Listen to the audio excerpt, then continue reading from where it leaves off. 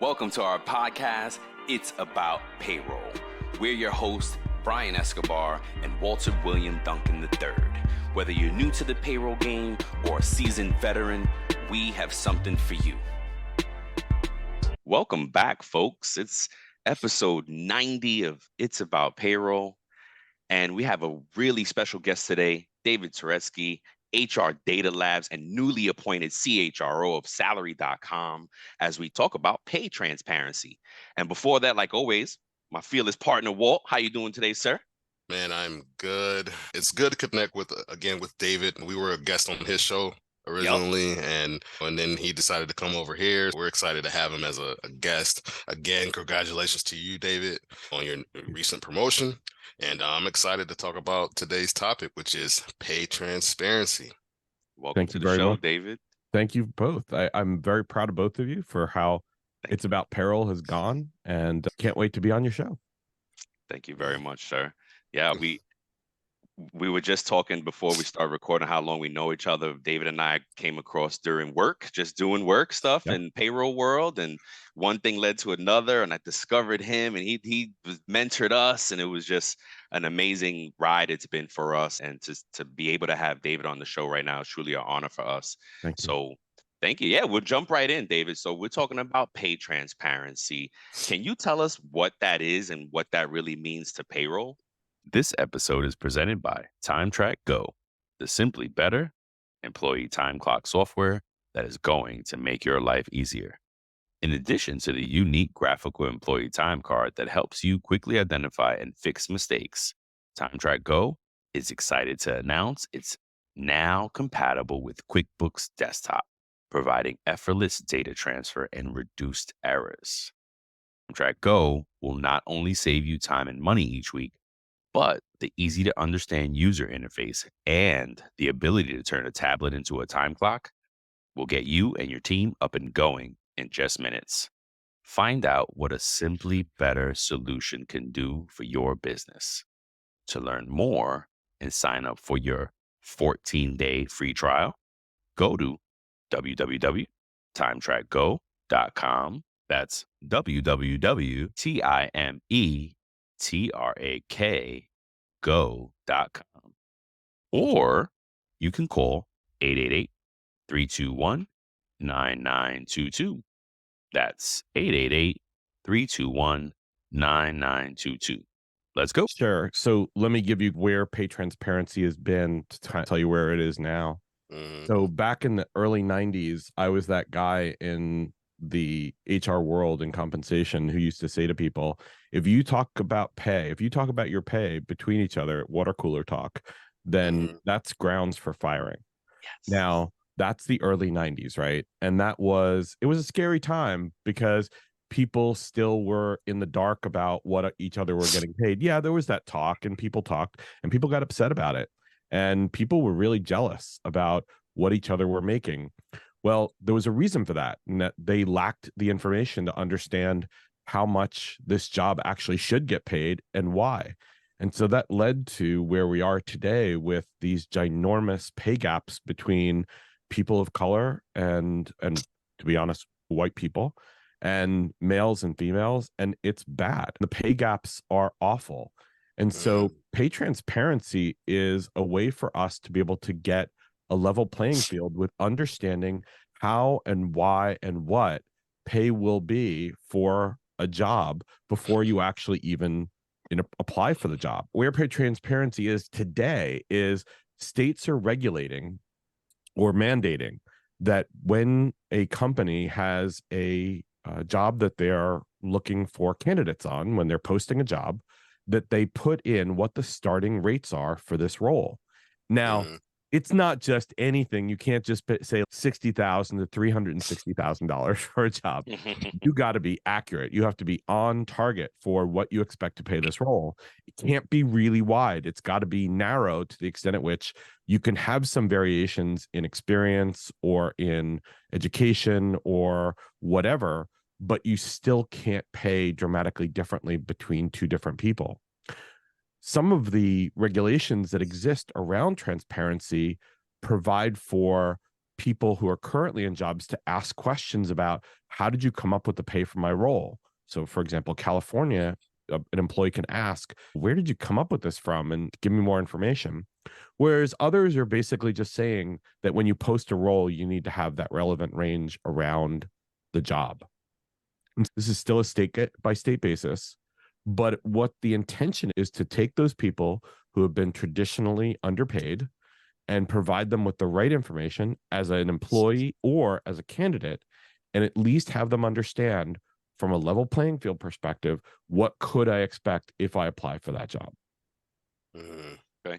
Now I gotta ask about something, because you said something that me and Walt debate about on the show all the time, right? That water cooler conversation versus the posting of a job range. Those are two very different things. Do you feel like pay transparency is people are allowed now to talk about their pay, but but do you recommend that? Do you encourage that water cooler talk is okay now?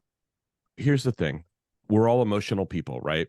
We all get jealous, we get angry, but the law says you can.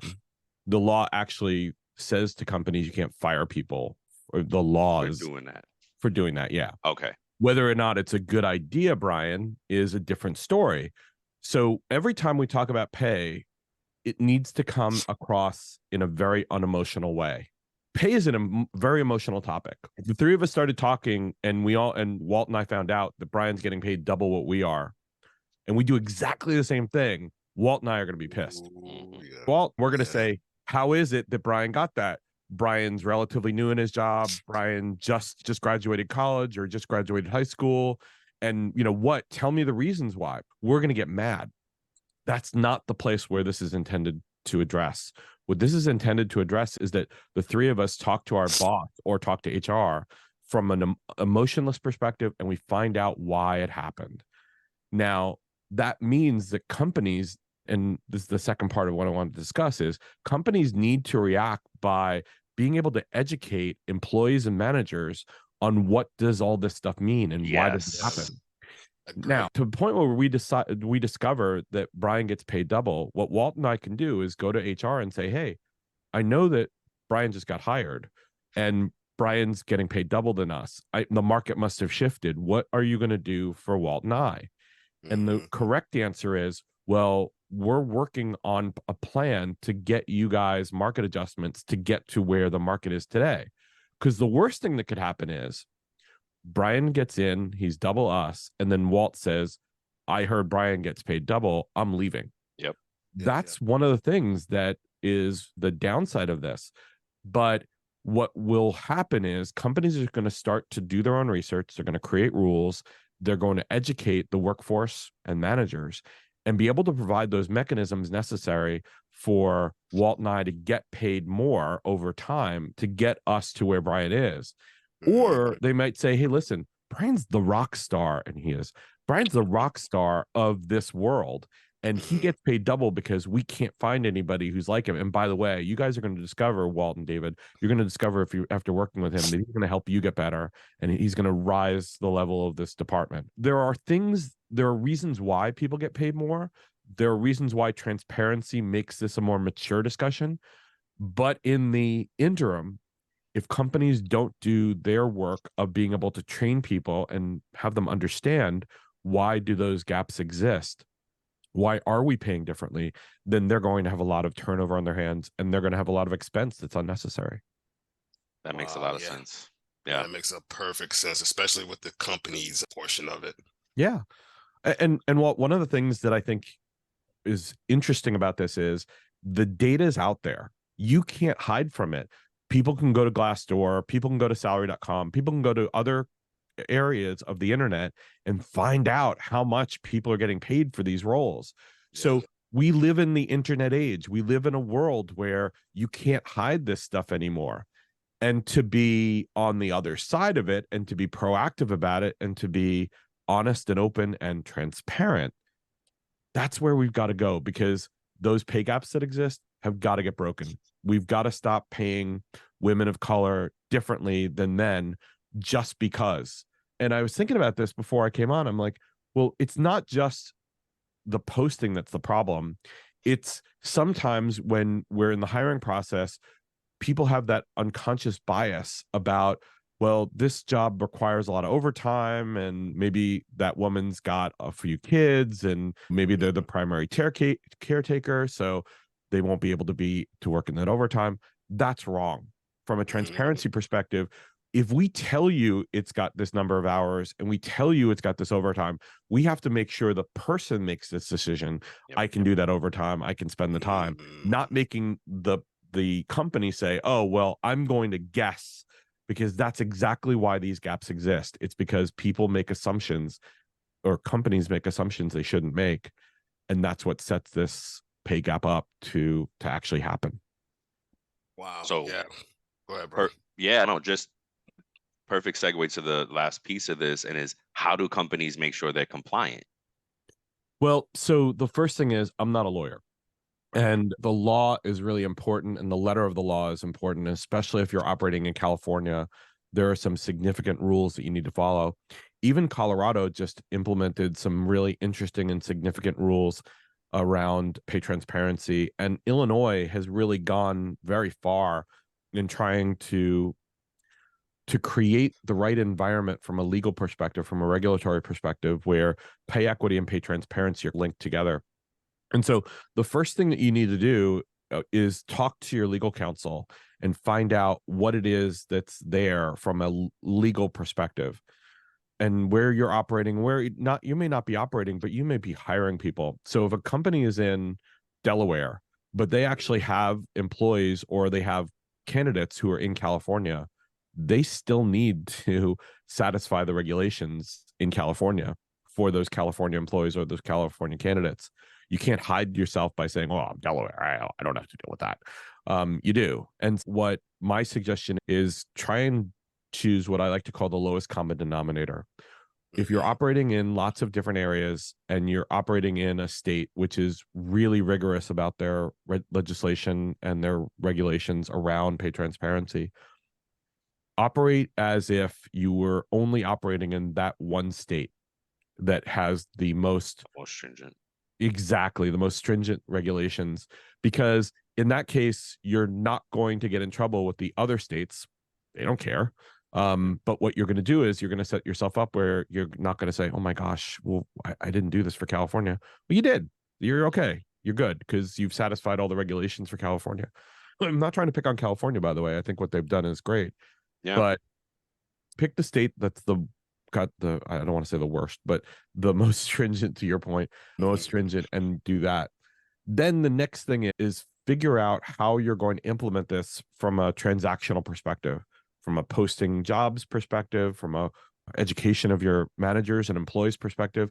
Tell them why you're doing this, because to the point you made before, and we were talking about, if you have people who don't understand, and they see the information that you're posting, and they say, "Well, that's more than I'm getting." If they're educated, then they'll know, "Yeah, I'll take care of you. We're going to get there when we go do our merits, when we do a market adjustment. Then you're going to get an adjustment based on the movement in the market and how we're posting that range." Also, advocate for yourself. Yes. Do the education, understand what the posting is online, make sure that your skills match the skills in the posting, and then basically say, "Hey, listen, you posted that job. I do that job. Those skills are my skills. In fact, I'm even more than that. I'm doing the job today, and I do it in an exemplary way." Yeah, I can't talk this morning. So why am I not at that level? Be that advocate for yourself and actually put it out there. You're not going to get fired for that. In fact, one of the regulations around transparency is employees can ask and can talk about their pay and not worry about the reprisal on it. Now, again, it depends on the state, but you need to make sure that you and your manager and your HR team can talk about this and have the constructive conversation in an unemotional way. And I got to emphasize that. Don't come at this and be angry. Don't come at this and be mad or sad. Come at this factually. Do all your homework, have all your numbers, have all of your performance evaluations. They're going to as well. And be able to come at this in a business case. Here's why I think I deserve what you're posting online. Yep. Yeah, you said it. That's something that Brian has always articulated to me ever since I've known him and I work with him. He's always said you need to make sure you have a bulletproof business case when you're presenting something, anything, let alone your pay. Exactly. So yeah, great stuff, David. Did you have any other questions, Brian? Yeah, no, well, I don't know about a question, but I did want to say this. That hit a nerve for me because, like you were saying, well, we talk about this all the time, and I missed out one year on a performance review on what my bonus would have been that year because I wasn't prepared to talk about salary. Like I wasn't prepared to talk about what I did for myself that year. And we joke around. It was like my boss was like, "You had a good year. You didn't have a great year." And I lost out because I had just implemented performance evaluations in ADP that year. So I was like, It's a Herculean task. I just by myself for Yeah. 3,000 employees. I was like, how in the world? What? Yeah. But Yeah. and I just chalked it up. I just wasn't prepared. So I advocate for that for all the time. Like we have to keep that running list of why we're good, advocate for ourselves, those little feathers in your cap, you actually need to tick and tie and document them so you can have these conversations with your boss on the spot. And or if now with pay transparency, you'll see these type of things and you'll be able to go and have the conversation. I also struggle with this as a payroll person, as an HRIS person that protects data, right? We are the guardians of this employee data. Right. That's where I have a problem with pay transparency because as from that transactional side, there are no two exact employees and how their net is worked out and what those calculations look like. Different. Every scenario is different. So I struggle with, you can talk about pay. Okay, you may be able to do it for this, but please be careful. Now I have to restructure how I'm advising folks. Yeah, we can talk about pay, but the calculations and the net and those nitty gritty details is where the devil's in the details, and that is where you don't. It can be apples and oranges, and then David, that's where I struggle. I think it goes back to what David was saying about the education piece, and I think that could be emphasized by the employer and let them know off rip, hey, everybody's end result, the net pay, is going to be different, potentially different based on their scenario. Now, I feel the part that they can talk about is the base gross salary, right? I think they can talk about that. If we do the same job and we have the same experience, similar experience, we should be able to talk about, hey, I make 45,000, you make 45,000. We should be able to talk about that. Or you make 48 and I make 45 and we do the same exact thing and I've been here longer. That's something we can talk about. But if we can't go into the details, I think that's where it should stop at. Oh, well, you have benefits and I don't, or you have dependents and I don't. I think that's where it can get murky at. But I think I think that is the part that the employer has to draw the line in the sand and say, hey, you can talk about it up to this point. Maybe. I don't know if you guys agree with that, but that's just my thinking on it. Well, let me poke one hole in that, Walt, though, which is I agree with you on the, hey, listen, let's compare annualized salary and talk about that. The problem is, and this is where it gets really murky, to borrow your expression, when we talk about opportunities for overtime is one of those areas where we get that unconscious bias about who I ask to do overtime, whether it's the male or the female, because she's got to go home and take care of her kids. He doesn't have to. He's got his wife to take care of him. That's complete unconscious bias, and that's wrong. And so a lot of organizations and a lot of people make most of their living on overtime because that's where the money hits. That's where the gravy is. Well, that's exactly where we see a lot of issue happen where people get chosen for overtime, and that's where unconscious bias happens. So my advice to people is not only pay attention to your salary, because that's obviously the basis for how you get paid on an annualized basis or on a regular basis, but be careful about that overtime. And to Walt's point, it's probably not good to talk about the opportunities you've had because that could get you into trouble. But that might be where you talk to your manager and say, hey, listen, I'm not working the overtime that I know Walt's working, and Walt's getting paid time and a half. In some cases, he's getting no holidays because you think that he doesn't have a family. He goes to his family for the holidays, so he could go, but you're giving him that overtime and not me. And so that's causing me to not get the money that Walt's getting. That's that other area where it's under the radar. But if you ask people who are just, they're earning that paycheck and living paycheck to paycheck, that overtime really matters. And I do think that's an area where people have to be very careful about how they ask, how they talk about it. And managers, you really need to do a better job of being able to understand who can, not just thinking who can, but knowing who can. Great point, sir. Thank you very much. But Walt, I think that goes back to your point about education, about the company needing to be able, or needing to have a good education about how all that works, and being able to set them up with success, those managers and those employees for success, having the more mature conversation, having the right conversation. Yes. Yeah, agreed. Absolutely agreed. One of the things, and I'm not saying it verbatim, but one of the things that I've heard Brian say, and I agree with him, is that the emphasis is on the education part. The emphasis is teaching the employee how to do the job. And some companies don't even do that well. But hey, here's a job description. This is what you do. But they don't teach them about their pay. Yes, you're right. And we all know that payroll, and again, you guys love payroll. I'm not going to beat on payroll, but we know sometimes when people get their paycheck that it's not exactly obvious as to how and what is on there. That's because whatever reason.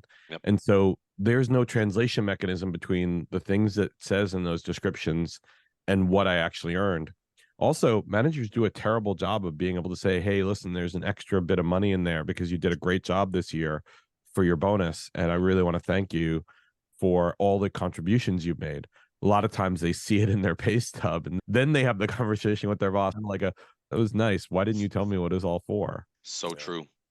That's so true. And that speaks a lot to that communication piece, how important it is. You just said it, managers don't do good enough job of prefacing that payment. It's coming and it's and we deal with that all the time with payroll. And unfortunately, because we're payroll, we get those first line of questioning, right? Really, it might should go to HR, it might should go to your boss, but hey, it's my paycheck. I'm asking my payroll person. Right. So what's this retro payment? What's this HOLB? Yes, what does this stuff mean? Oh, that's well, right. your boss didn't talk to you about that? That's right. And on the flip side of that, like what was saying, I speak to my daughter's 20 years old, and I'm speaking to her and her friends, and it's, well, what's this Medi thing? And what's this? Yeah, they thought it was. So there's so much opportunity there that we got, and with pay transparency and with shows like this and HR Data Labs, we hope to fill those gaps of just education and just teaching folks. Yeah. But what we're doing, and you guys are getting an amazing audience, and I'm very proud of you guys, but it's really up to those companies and those managers, because they're the first line of defense. They're the people who, this is their resources. And I know it's tough being a manager. It's really tough. I've been a manager many times in my life, manager again. You got to do a good job of being able to protect your people and make sure your people understand everything that's happening. Well said. Well, anything else before we jump into this or that? No. As we near the end of this episode, we'd like to extend our heartfelt gratitude to you for listening. Before we sign off, here are a couple of quick things. Don't forget to follow It's About Payroll on LinkedIn and It's About Your Paycheck on Facebook and TikTok. We love engaging with our audience, and you'll be able to receive exclusive updates and behind-the-scenes content. Thank you for being a part of our payroll community, and thank you for being a part of this journey with us. Until next time, keep learning, keep growing, and most importantly, keep going. So, David, we got a game that we're starting to play with our guests. It's just questions, some fun questions, this or that. You pick one or the other. All right, I'll start a few off. Direct deposit or live checks? Oh, direct deposit. Definitely. All-in-one pay solution or HCM or tech stack? Oh my God. Oh, yeah. Old days would have been tech stack. Nowadays, all in one. Yeah. Wow, very interesting. Hockey or football? You see my helmet right there? Hockey. A goalie, dude. Who's your team? New York Rangers. Yes, sir. That I caught in the background. I see the NY Rangers. That's right. Excel or Google Sheets? Oh, Excel, hands down. ADP or Paychecks? I got to go with the mothership, ADP. That's right. So, Walt, you want to finish it out? Yeah. Yes. All right. So I'll say the last four: cash or crypto. Cash. Crypto. Yeah, I know cash, definitely. Cash. Yeah. Movie theater or streaming? Streaming. Streaming. Okay. All right. Should payroll sit in finance or? Let's let finance have it. Wait. So this is an interesting end, right? Because we just learned about a stat that said that although the functionality, there's little change, right? It's the customer service that's impacted. When payroll sits under finance, the customer service Totally agree. suffers. Yes. When it's right. I did that, and it made sense, right? Because finance is very black and white. Right. The example they use, right? Exactly. Yes. And that I thought was something that we need to pay attention to. That was awesome. Yeah. Yeah. Thanks for playing that, David. We had my pleasure. That you was guys are awesome. Thanks, man. Thanks. Likewise, that was really man. great. Any last thoughts, David? What would you tell a new HR payroll person coming in? What kind of advice would you give somebody new? We need young people to get into payroll and HRIS. What Sure. would you tell them? There is no better place in a company right now to be than in human resources and payroll. The company runs on their people. A company cannot exist without their people. And so often HR and payroll have been thought of as afterthoughts, cost centers, and a need to have. And too often it's overlooked. But nowadays, people are understanding that HR is a great career choice because you can touch on every part of the business. You can impact every part of the business. You can get respect from every part of the business, because if you're a professional and you're learning and you're trying to help the business out the way they need help, then there's no better place to be than the center of it all, where the people are the most important resource, and that's HR and payroll. And I'd say, if you have a career choice to make and you think that you don't have any good skills to bring, but you're a really good people person, you understand numbers, there's no place better than HR and payroll. That's awesome. Well said. Thank you. Thank you very much, David, for sharing your knowledge with us today, for joining us today. Man, we so appreciate it. It was an honor to have you. Love you guys. You guys are Love awesome. you too, man. Thank you for everything you do for the world of payroll and HR. You guys are awesome. That means a lot to us. Thank you, sir. Thank you, sir. All right. All right. Thanks, folks. We love you. Have a good one. Thank you for tuning in to It's About Payroll. Until next time, keep learning, keep growing, and most importantly, keep going.